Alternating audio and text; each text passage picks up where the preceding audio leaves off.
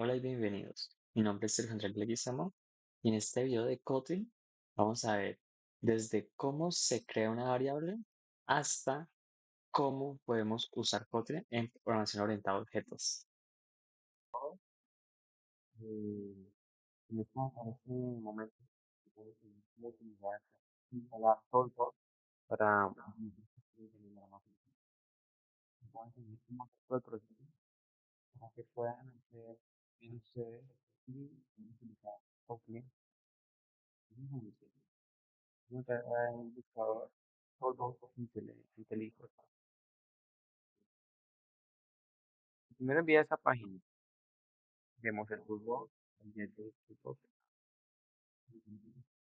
Aquí vamos a ver las diferentes opciones, depende de si tengamos, si es Mac, Windows, Linux. Eso es gratis. Primero tenemos que descargarlo.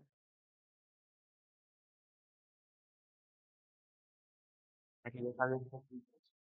Y hay dos versiones, la Division y de Ultimate. La idea Ultimate es para estudiantes y un costo de estudiantes que otorgan esa parte de Ultimate. En un momento vamos a utilizar menú de Ultimate. También tenemos el Python profesional y el Basecamp Simulator. Aquí ya tenemos abierto el Community. Tenemos un proyecto de prueba. Donde vamos a archivos. Tenemos ahí tenemos el main y el code. El main es el por defecto, es lo que ya por defecto. Hello World.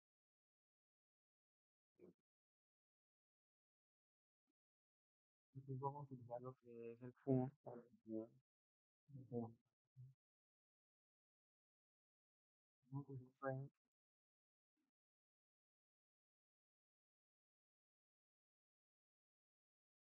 y vamos a ejecutar. Vamos a oprimir el y vamos a ejecutar el Hello World. Muy fácil, muy sencillo. Y bueno, básicamente se va creando C y demás para ver cómo va a funcionar.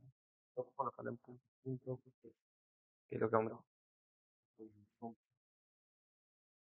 Para crear nueva carpeta en config nuevo, cerrar los files, todo lo que estamos haciendo. Les recomiendo que no tengan ni guión bajo ni para hacer palos que se puede generar también.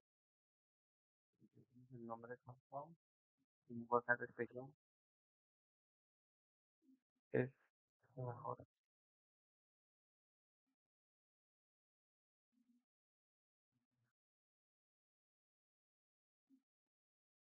Otra forma de hacer nuevo es el project, menú project y vamos a buscar el nombre del proyecto, la localización, guardar el proyecto.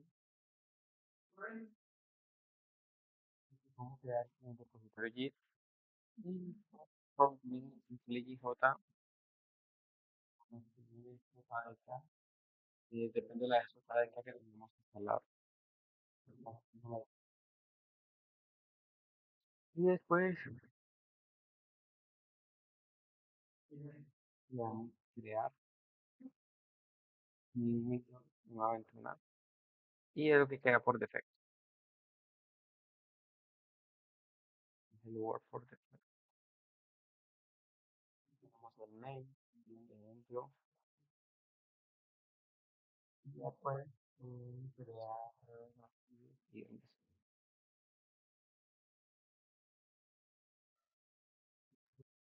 los ajustes. No puede cambiar el tema, la imagen zoom, puede cambiar la fuente, puede modificar muchas cosas. Lo importante es modificar el video para que cambiar el modelo de la gente, pero,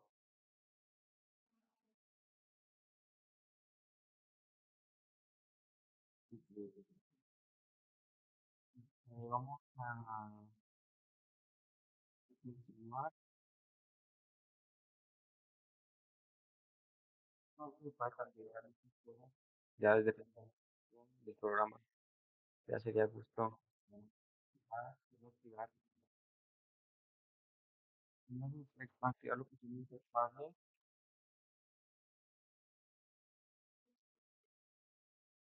Los juegos,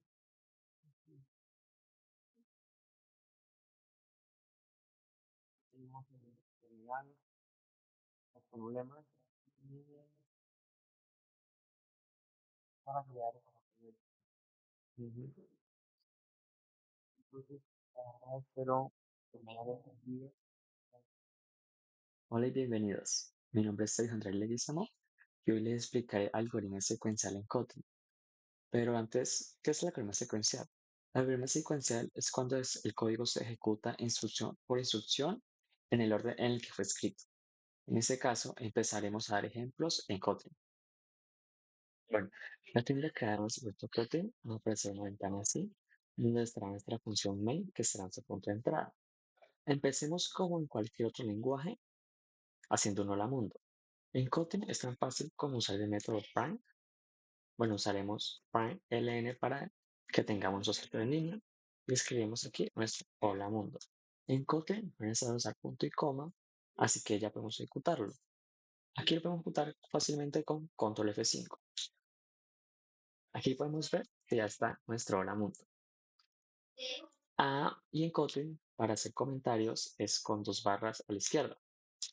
Aquí podemos escribir que escribamos lo que hicimos acá, que es escribir en consola.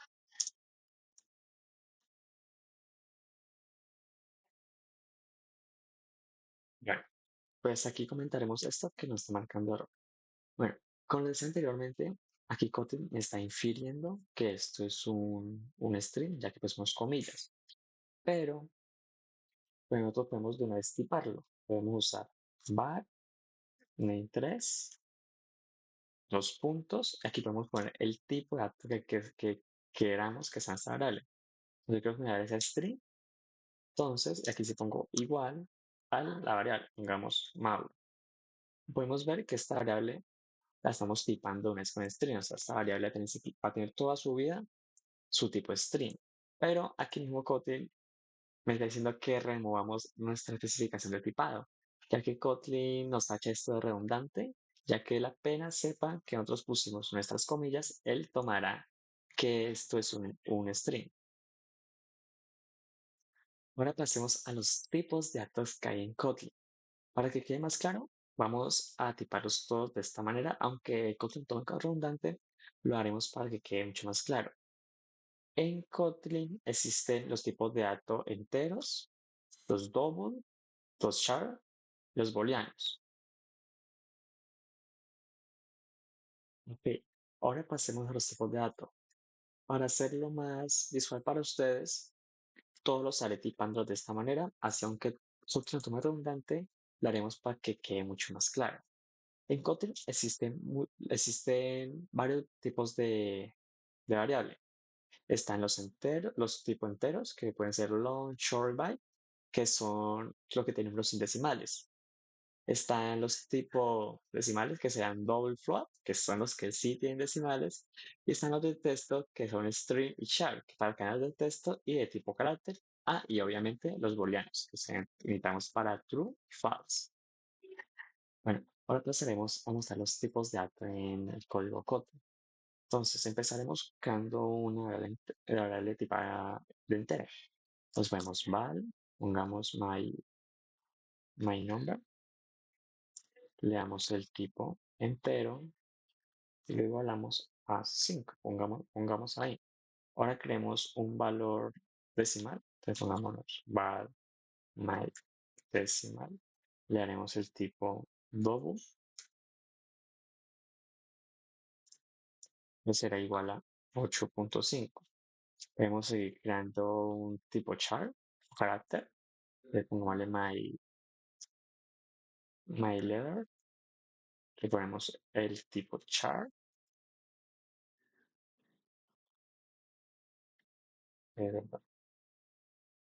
ponemos la mayúscula,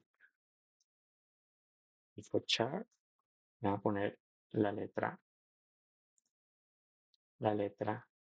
bueno, podemos seguir también con el string, ¿vale? My string, dos puntos, lo pegará como string, que esto me guardará un hola.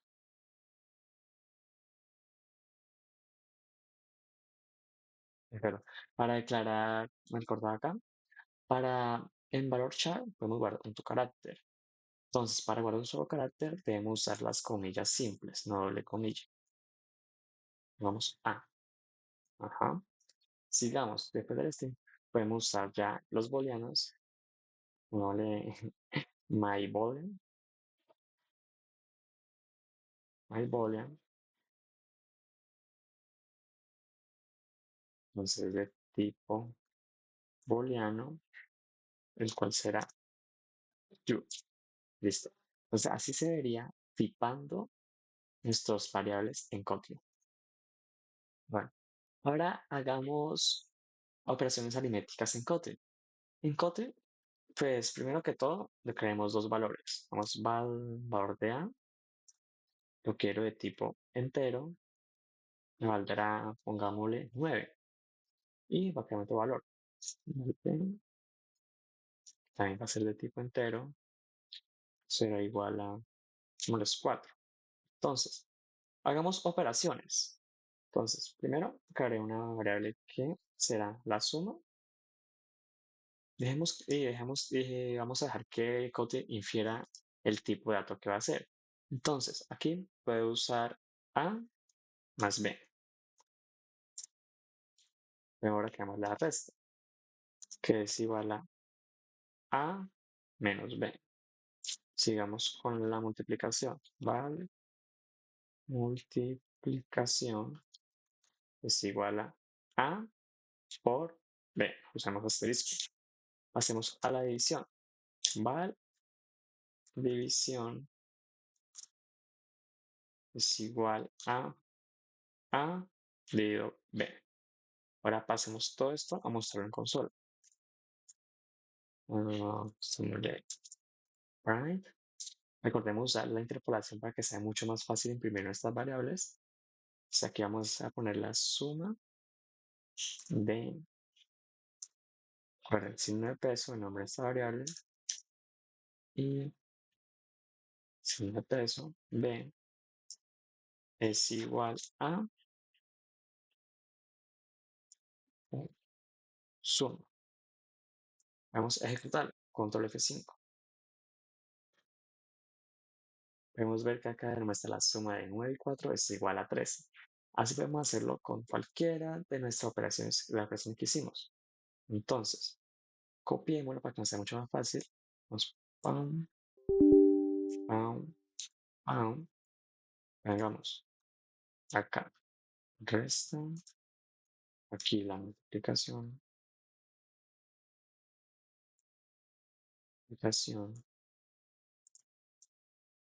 Y aquí le bajamos la división. Entonces aquí simplemente cambiamos nuestras variables por la de resta, por la de multiplicación y por la de división. Entonces, pasemos a ejecutar. Control F5. Mire, aquí muestra los resultados aritméticos de cada operación que hicimos. La suma, la resta, multiplicación y división.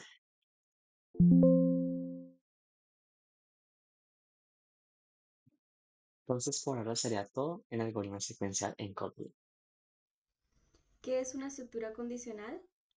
Las estructuras condicionales permiten que un programa tome decisiones según una condición, es decir, como cuando decides si llevar un paraguas dependiendo del clima. En este ejemplo queremos verificar si la persona es mayor de edad. If se ejecuta si la condición es verdadera y else se ejecuta si la condición es falsa.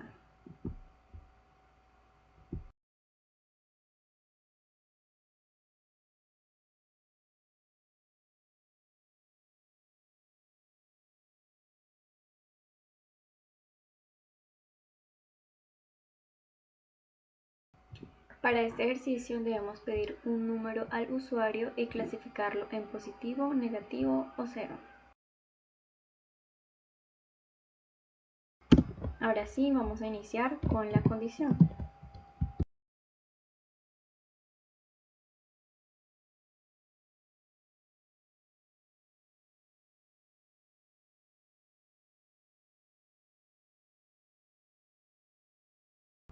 Aquí vemos algo nuevo y es un else if, lo cual nos sirve para evaluar distintas condiciones en orden.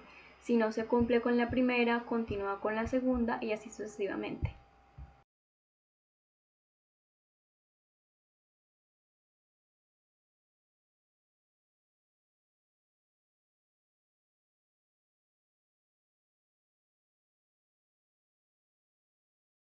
Y finalmente else se ejecuta cuando no se cumple ninguna condición.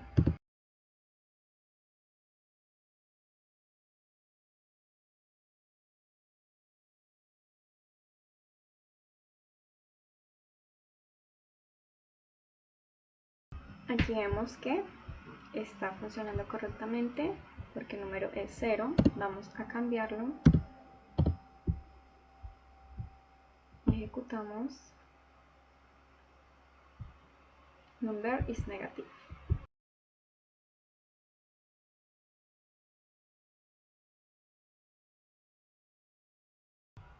Perfecto, ya pudimos verificar que nuestro programa funciona correctamente, pero si recordamos el ejercicio nos dice que debemos pedir un número al usuario, así que vamos a realizarlo.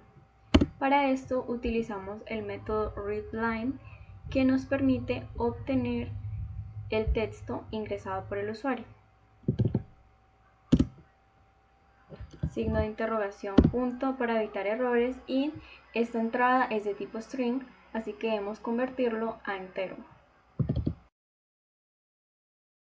Ahora, si podemos ver, aquí nos generó un error, ya que este número puede llegar a ser nulo, así que antes de esto debemos hacer otra verificación.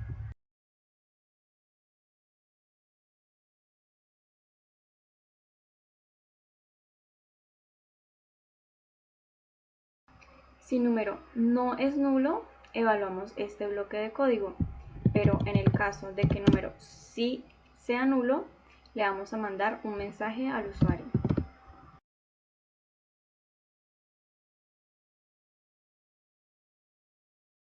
Bueno, ahora antes de todo esto vamos a agregarle un mensajito al usuario.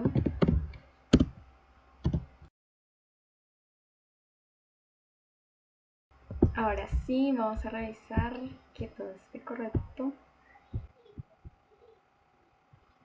Ingresa un número 0. Muy bien. Ahora verifiquemos de nuevo. 9. Muy bien. Ahora con un número negativo. -5. Muy bien. Terminado el ejercicio. En otros lenguajes de programación, como por ejemplo Java o JavaScript, utilizamos switch para manejar múltiples opciones, pero Kotlin no usa switch. En su lugar tenemos when, que es más poderoso y flexible. ¿Pero por qué? Switch necesita de break para evitar que se ejecute código innecesario, pero si olvidamos poner break, puede que nuestro programa llegue a hacer cosas inesperadas. Mientras que en Kotlin solamente se ejecuta la acción correcta y no es necesario usar break.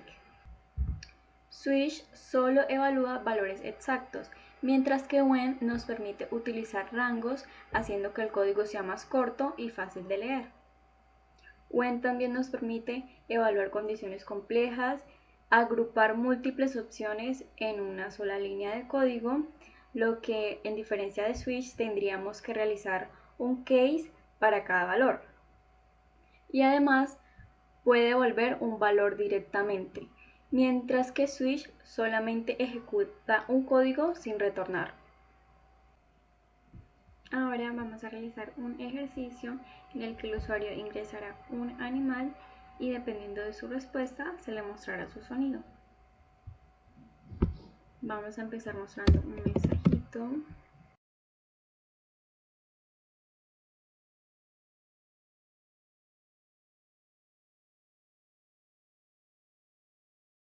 Ahora capturaremos esa respuesta.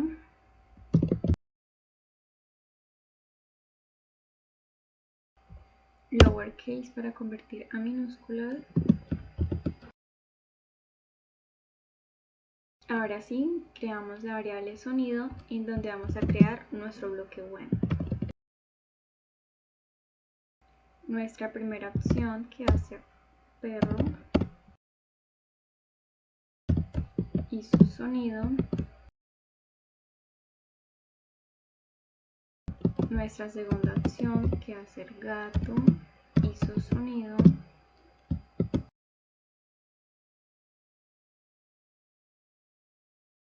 Y nuestra tercera opción que es pájaro y su sonido.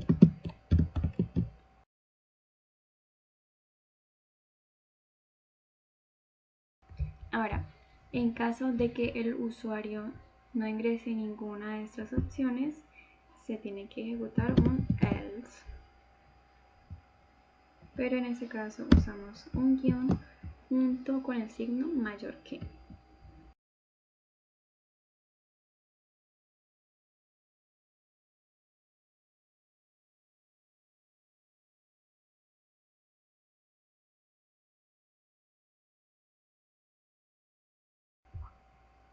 Ahora sí ejecutamos. Ahora sí vamos a poner bien. Intentemos de nuevo con dog. Muy bien. Muy bien. Y intentemos con normal. Muy bien. Y otra de las facilidades que nos da when es que podemos hacer esto. Por ejemplo, le damos un nombre al perro que es Alex. Y ahora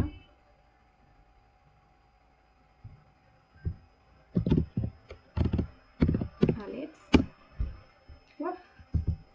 Como podemos ver, podemos ingresar dos opciones en una misma línea de código. Hola a todos, mi nombre es Mauricio y bienvenidos a la sección de algoritmos cíclicos. Hoy aprenderemos qué es un ciclo y cómo usarlo para repetir instrucciones en nuestros programas. Imagina que quieres escribir los números del 1 al 10. Escribirías 10 veces print. Para eso utilizamos un ciclo que haga esto por nosotros. En la algoritmia cíclica contamos con tres tipos de ciclos: el ciclo for, el ciclo while y el ciclo do while, y otras derivaciones del ciclo for que adelante los estaremos viendo. La primera estructura cíclica que vamos a ver es el ciclo for. El ciclo for toma una variable que itera sobre un rango, una lista, un array y toma el valor siguiente. Es decir, si tenemos una variable de iteración que es num y queremos contar los números del 1 al 10, esta variable num va a tomar el valor 1, después 2, después 3. ¿Cómo sería eso? La estructura del ciclo for empieza con la palabra reservada for, con los paréntesis y las llaves. Dentro de esos paréntesis vamos a poner la condición y la variable de iteración que necesitamos. En este caso la vamos a llamar num. Le vamos a decir que itere sobre el rango del 1 al 10 y que imprima cada vez que se tome un valor.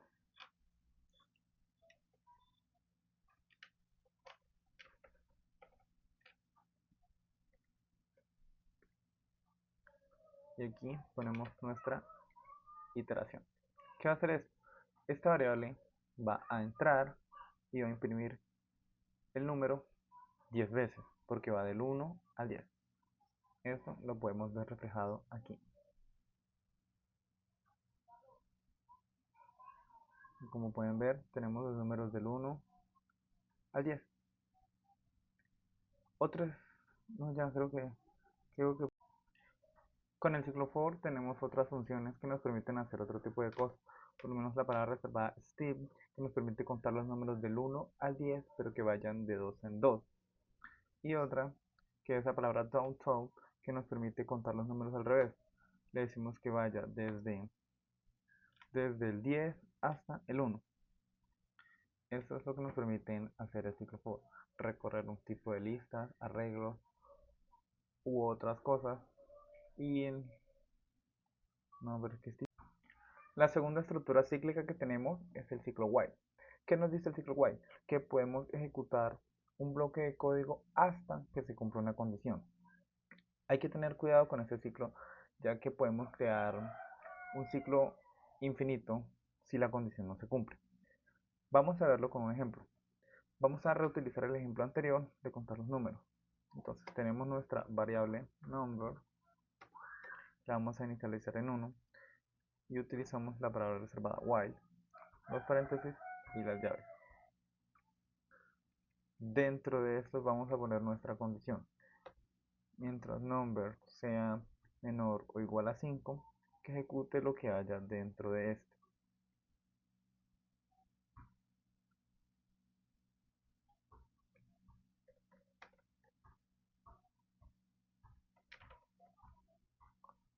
¿Qué pasa aquí? Si nosotros ejecutamos esto, va a haber un ciclo infinito, ya que en ningún momento estamos asignando o le estamos aumentando el valor a la iteración. Entonces, como en el ciclo for no lo hacíamos, ya que automáticamente se sumaba la iteración, entonces cogemos number y le agregamos el valor, lo sumamos de uno en uno, porque si le quitamos esto se vuelve un ciclo infinito. Entonces ya con esto tenemos el ciclo while, que va a imprimir los números mientras sea menor a 5.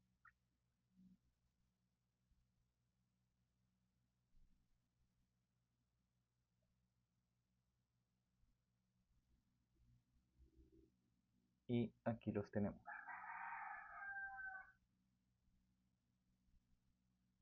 Tenemos maneras de detener el ciclo si nosotros lo quisiéramos, con la palabra reservada break.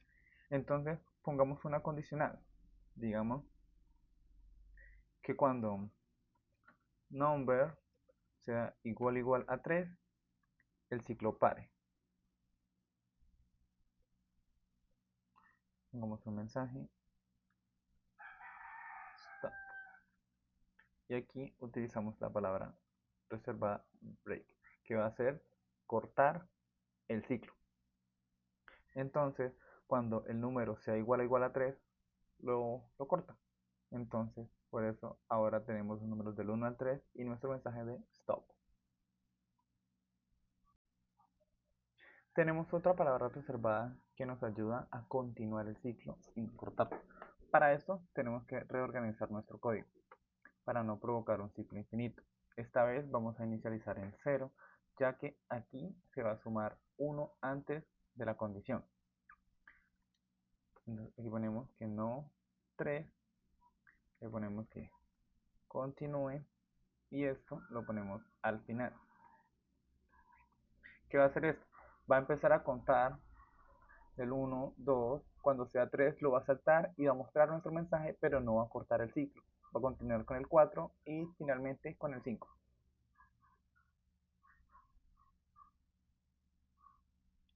Bien, como lo hemos dicho, el primer número, el segundo, salta el 3 pero no corta el resto.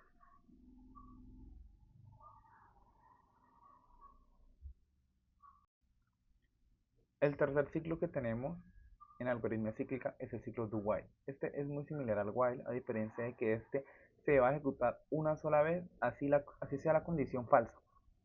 Volveremos a nuestro ejercicio de los números. Vamos a crear una variable de iteración y la vamos a inicializar en 1. Escribimos do y al final ponemos while. Decimos que este primero ejecuta y después pregunta. Entonces dentro de este vamos a poner nuestro print, vamos a poner number y aquí ponemos nuestra variable de iteración. Dentro del mismo do es donde nosotros aumentamos el valor de la iteración para no generar ciclos infinitos. Aquí preguntamos number menor o igual a 5. ¿Qué tendría esto? Tendríamos los números hasta el 5. Pero para ver la magia del do while, le podríamos asignar un valor mayor que no cumpla esa condición, pero de todas maneras se va a ejecutar. Se va a ejecutar al menos una sola vez. Como pueden ver, aquí tenemos los números del 1 al 5 y si le metemos un valor más alto que el de la condición, entonces simplemente nos imprimirá el número 8. Bien, ya con esto tenemos completa nuestra algoritmia cíclica con los 3 tipos de ciclos que tenemos, sus variantes, sus palabras reservadas, cómo cortar y cómo continuar un ciclo. Ahora vamos a aprender acerca de funciones, métodos, cómo recibir información con parámetros y devolver resultados con retornos. Una función es un bloque de código independiente que realiza una tarea específica y la podemos utilizar sin necesidad de crear objetos. Un método es una función que está dentro de una clase y pertenece a un objeto. Este método tiene acceso a las propiedades del objeto y puede modificarlas. En nuestras funciones y métodos podemos utilizar parámetros. Un parámetro es un valor que se envía a aquella función para que ésta lo utilice. Además de ejecutar acciones, las funciones y métodos también pueden devolvernos valores utilizando la palabra clave return. Ahora vamos a realizar un ejercicio en el que utilizaremos una función para sumar dos números. Iniciamos con el número 1, el número 2 y nuestra variable para resultado. Ahora sí, creamos nuestra función iniciando con la palabra reservada fun, seguido del nombre que le pondremos a nuestra función y paréntesis, abrimos corchetes. Ahora sí escribimos el bloque de código que queremos que ejecute nuestra función.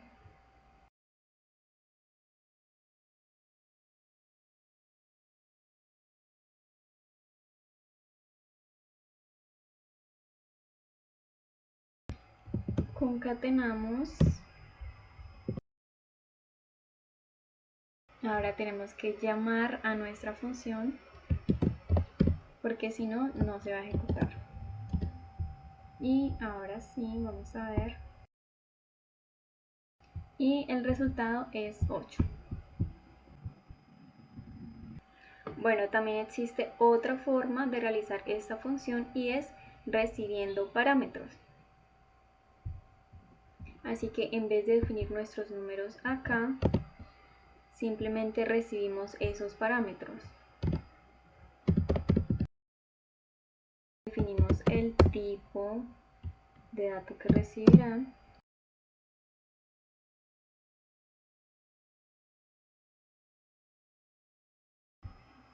Y ahora ya vemos que aquí nos marca un error porque tenemos que definirle esos números acá.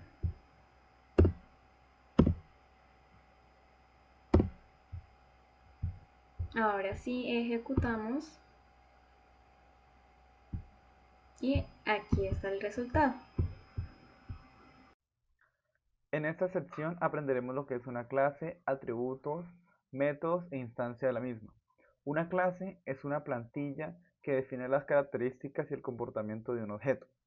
Un atributo es una variable dentro de la clase que almacena información sobre el objeto, define las características o el estado de los objetos creados a partir de la clase. Un método es una función dentro de la clase que define el comportamiento del objeto. Este puede interactuar modificando los atributos o interactuando con otras clases. Vamos a la práctica y vamos a crear una clase llamada persona que va a tener dos atributos, el atributo nombre y el atributo edad, y va a tener un método que se va a llamar presentarse, en la cual vamos a decir: hola, mi nombre es Juanito y tengo 17 años. Bien, una clase se crea con la palabra reservada class, seguida del nombre y los paréntesis. Vamos a asignar los atributos que va a tener nuestra clase, que va a ser el atributo nombre, que es de tipo string, y le vamos a dar el nombre de Juanito.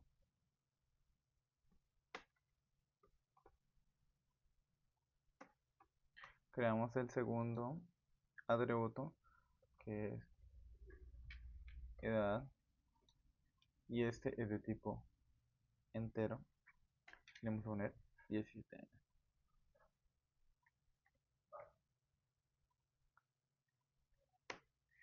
Los métodos dentro de una clase se definen con la palabra reservada fund seguido del nombre que le vayamos a poner. Los paréntesis y las llaves. Dentro de este vamos a imprimir lo que hace un momento les dije.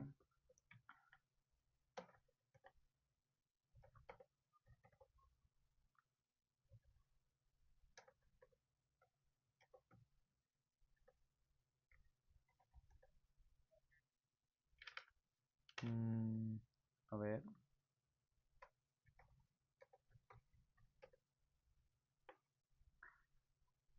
Listo. Ya tenemos nuestra clase. Las propiedades de una clase son el nombre, los atributos y los métodos que tenga. Hay otra cosa que hablaremos más adelante, que son los constructores de la clase.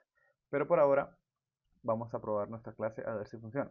Para instanciar una clase necesitamos utilizar una palabra, bueno, en este caso dos, que son palabras reservadas como el var o el val. La diferencia de una de la otra es que var permite que nosotros modifiquemos lo que hayamos asignado a ella. En cambio, var son variables inmutables que nos pueden cambiar. En este caso lo vamos a dejar con var. Vamos a llamar Juan. Le damos el igual. Y aquí toca escribir el nombre de la clase que hayamos creado, seguido del paréntesis. Para acceder al método de la clase, entramos a Juan y le hundimos un punto. Y aquí automáticamente nos aparece el método que habíamos asignado. Con esto ya hemos instanciado una clase y hemos accedido al método de la misma. Entonces, si ejecutamos esto,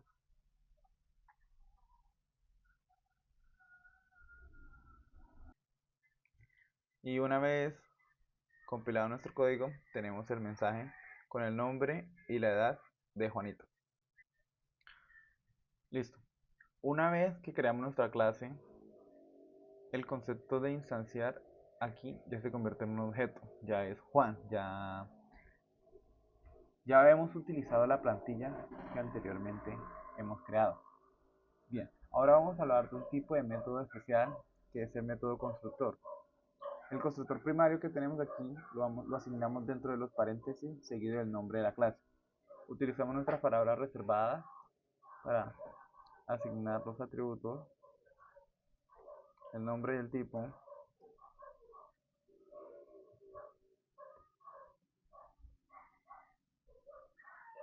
Entonces esto ya no sería necesario aquí. ¿Qué es lo que pasa? Al momento de instanciar esta clase, obligatoriamente nos va a pedir que le ingresemos estos datos. Por eso nos da este error aquí. Entonces aquí le ponemos Juanito 2 y que ahora tiene 18 años. Y si probamos esto,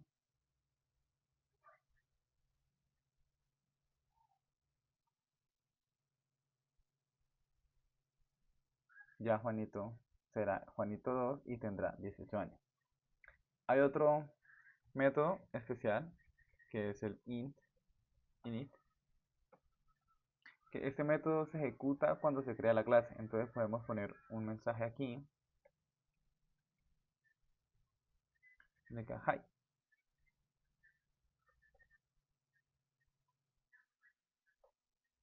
Este método siempre va a ejecutar siempre y cuando se instancie la clase.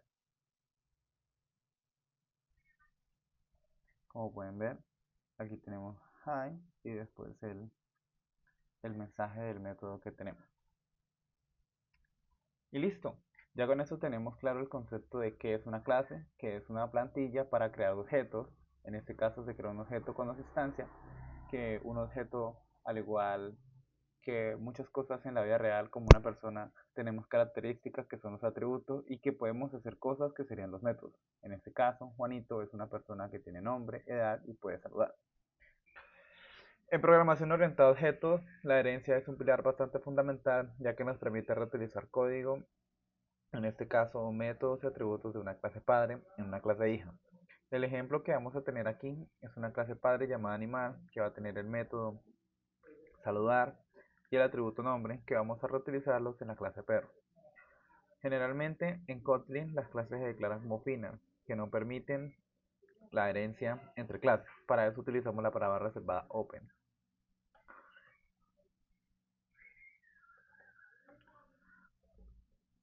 Dentro de esos paréntesis va el constructor primario, que nos permite definir los atributos de la clase. Utilizamos la palabra reservada val.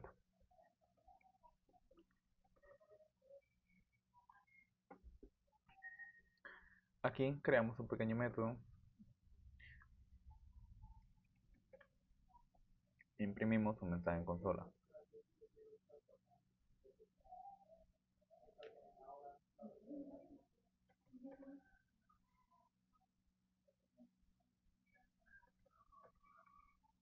Bien, ya tenemos nuestra clase padre, ahora vamos a crear nuestra clase hija. Muy importante aquí no utilizar el val, ya que aquí estamos referenciando el atributo de la clase padre. Si le pusiéramos val, estaríamos creando un nuevo atributo, pero no es lo que queremos. Simplemente vamos a tener un parámetro que va a hacer referencia al atributo de la clase padre. Entonces name de tipo string. Con los dos puntos hacemos la herencia y escribimos el nombre de la clase con el parámetro que nos pide, el atributo, en este caso el name.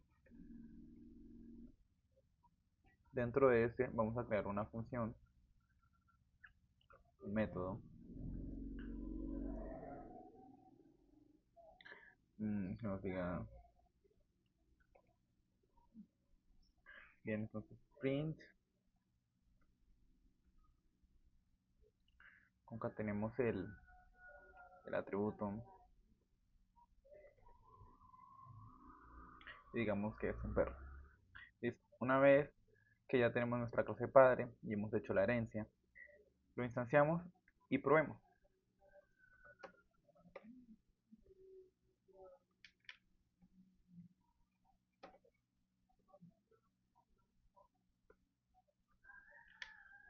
Le pasamos el nombre que queremos y accedemos al método de la clase perro y al método de la clase padre, que es animal. ¿Qué nos dirá esto? Probemos.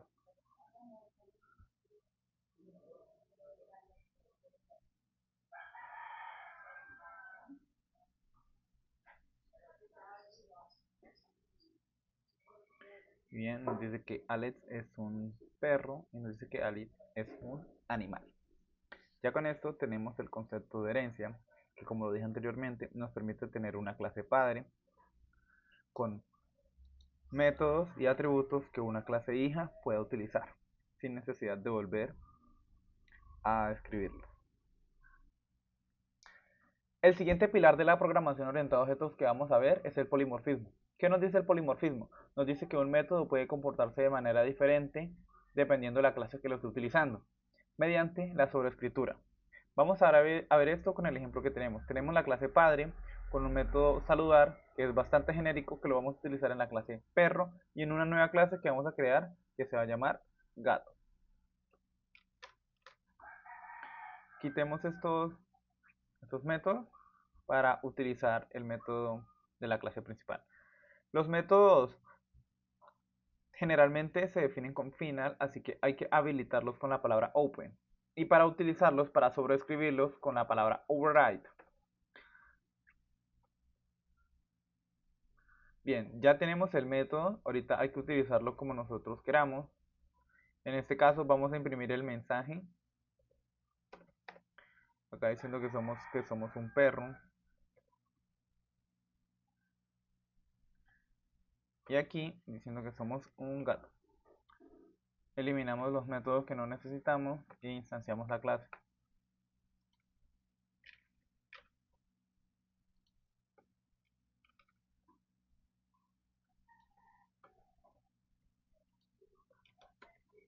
Listo.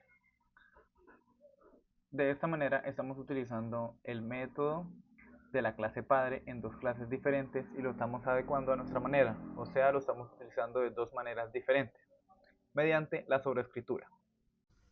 La abstracción nos sirve para ocultar detalles internos y mostrar solamente lo esencial, como por ejemplo en un cajero automático interactuamos con la pantalla y los botones, pero no necesitamos saber cómo funciona su sistema interno. En Kotlin esto se logra a través de clases abstractas e interfaces. Una clase abstracta es como un molde base para distintas clases y se usa cuando varias clases tienen muchas cosas en común. Además, solo se puede heredar de una clase abstracta. Las interfaces nos sirven para definir comportamientos, es decir, se usan cuando distintas clases deben hacer algo en común. A diferencia de las clases abstractas, las interfaces sí permiten herencia múltiple, es decir, sí podemos implementar distintas interfaces en una misma clase. Aquí tenemos una clase abstracta que se llama cajero automático, la cual tiene un método abstracto llamado retirar dinero y un método concreto llamado mostrar saldo. Esta clase abstracta no puede ser instanciada, solamente puede ser heredada. Y las clases que hereden de ella deben obligatoriamente sobreescribir este método y cualquier otro método abstracto. Para los métodos concretos no es obligatorio que los sobrescriban, pero sí pueden acceder a ellos. Ahora vamos a crear una clase que herede de cajero automático.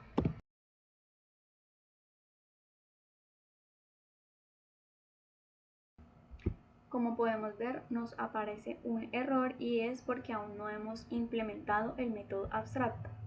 Una vez implementemos este método, el error desaparecerá.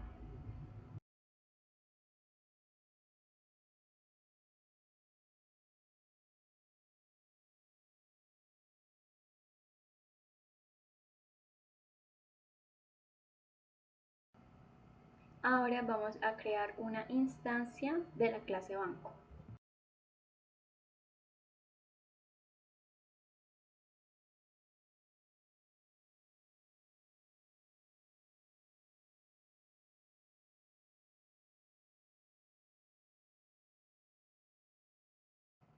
Aquí me faltó agregarle el monto a retirar y ahora sí.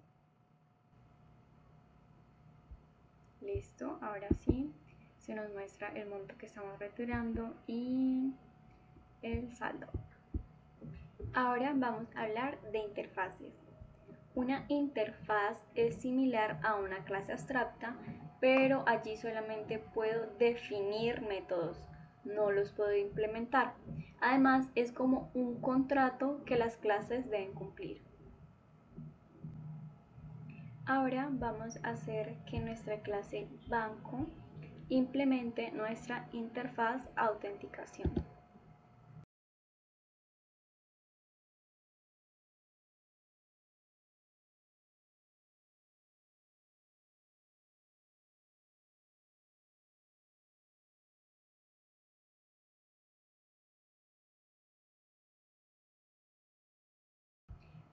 Ahora vamos a implementar nuestro método autenticar.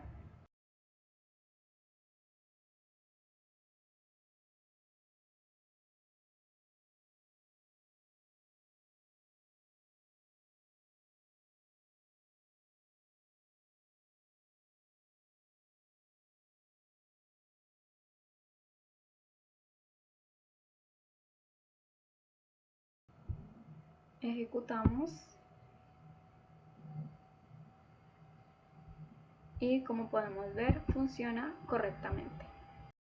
Bueno, yo ahora les daré un ejemplo en Kotlin de cómo es la abstracción. Empezaremos creando una espacio persona. En esta persona voy a crear un constructor para que me reciba el nombre y la edad de nuestra persona. Entonces, creamos un constructor. ¿Recuerdan que les di los modificadores de acceso? Como el private que nos permite solo acceder a los datos de nuestra clase. Pues exacto, ese que vamos a usar ahora. Entonces, yo usaré private para que el nombre solo sea accesible dentro de esa clase. Val porque va a ser una variable mutable para cambiar en el futuro ya por el set. Les pondremos name, que va a ser de tipo string. También quiero tener como privado la edad de la persona que vamos a recibir. Entonces, private var age, que va a ser de tipo entero. Aquí tuve un error. Private. Vamos a ver. Listo. Entonces, aquí empezaremos a hacerlo de la manera que todos conocemos y después de hacerlo esta parte, demostraré cómo obtener una facilidad. Empecemos de la manera que todos conocemos, creando los métodos get and set nosotros mismos. Entonces, creamos un método que se usará para reservar fun. Pongámosle get name, que ¿qué va a hacer esta variable? Este método me va a devolver un string, el cual va a ser el nombre. Listo. Ahora vamos a hacer el set. Antico, vamos primero a comentar para recordar que este es el get, que nos va a tener este valor. Y seguimos con el set, que será, que hacemos nuestra función, nuestro método, perdón, de set name, el cual va a darse un parámetro, el cual va a ser el nuevo nombre, que va a ser de tipo string, que quiero que sea de tipo string, y me va a transformar el nombre que tengo en el nuevo nombre. Listo. Aquí ya tenemos los métodos que dan set. Ahora, miremoslos, ¿cómo sería? Primero vamos a instanciar esta clase. Recuerdo, val, el nombre se pongámosle person1, person1, puede ser igual a, aquí vamos a instanciar nuestra clase. Recuerden que al tener un constructor nos está pidiendo que ingresemos los parámetros de ese constructor.